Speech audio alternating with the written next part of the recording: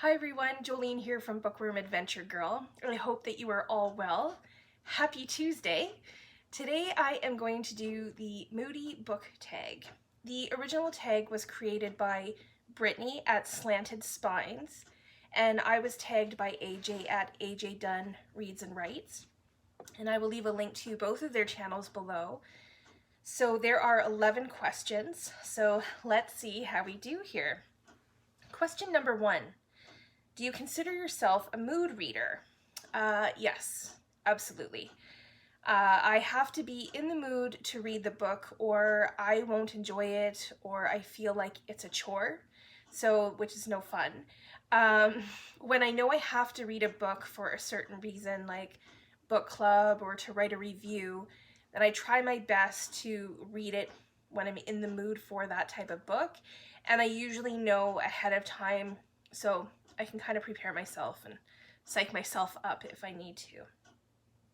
Number 2 is, do you set TBR lists and do you stick to them? Okay, so yes, I do have lists, but they are more the books that I hope to read. There's usually 1 or 2 that I feel I have to read, but then the rest are books I felt like reading when I made the list. So that definitely changes for me over the month. I usually get to some of the books on the original TBR list, but what I actually end up reading by the end of the month can often look very different than my initial plan. Number 3, do books affect you emotionally? Does the mood of a book rub off on you? Sometimes. I'm not a big crier or anything like that, but books can surprise me for sure and make me feel for the characters. If a book can really make me forget where I am and what's going on around me, then that's, the sign of an incredibly well-written book. But that happens very rarely for me, and I can't even remember the last time that happened. So I don't stay in the mood of the book for long. Number 4, when you're feeling sad, what do you read or do you not read when sad? I try to read every day, so regardless of how I'm feeling, and I don't really often feel sad, but reading is a form of escapism and entertainment for me, so I think I would still read if I were sad. Number 5, most often do you use reading to escape, to learn, or to critically reflect? So yes to all of them. I definitely use it to escape, but I always learn something when I'm reading, and sometimes that's intentional because I'm trying to learn about something, and sometimes it isn't. The critical reflection piece for me comes when I go to talk about books with other people, so sometimes I do that more with certain books than others. Number 6, what is a book that made you laugh out loud? So most recently, I've laughed out loud when I read Nora Ephron's book, I Feel Bad About My Neck, and I also laughed out loud at Margaret Atwood's Good Bones, which is a collection of short stories.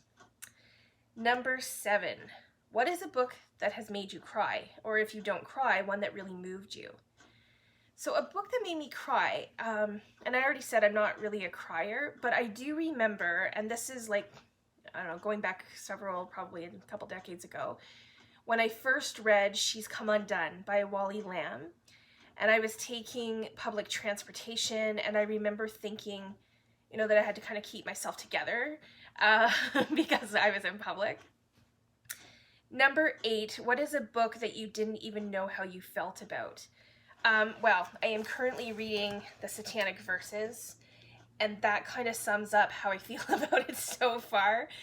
I don't know how I feel about it. Other than I know when I'm finished, I will feel like I've accomplished something. But so far, I'm not really sure. Number 9, are you more likely to read on a sunny day or a cloudy day?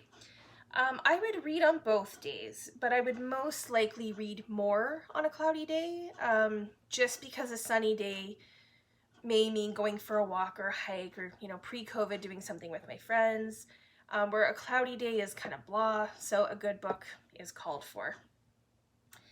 Number 10, do you usually set the mood when you read? Music, lights, smells, etc. Definitely no to music. I do like good lighting, and I don't have a sense of smell, so that's not very applicable for me. I do like it to be as quiet as possible. So no music or TV or anything like that.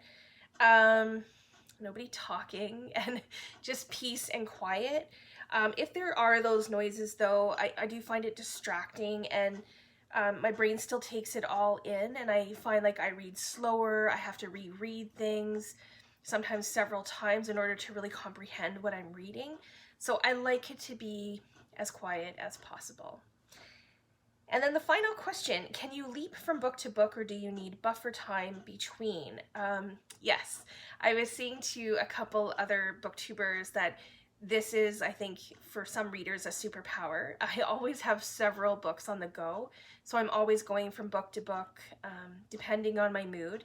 And if I just finish a book, I might take a very brief amount of time to just absorb the entire story, but then I would go to another book, no problem.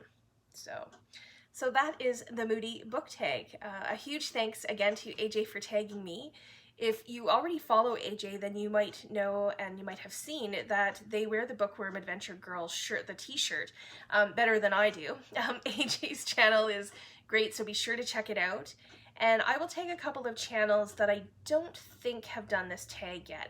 So I'm going to tag David at David Wiley. I've tagged him before, but I'm tagging him again, as David's newer to the BookTube community.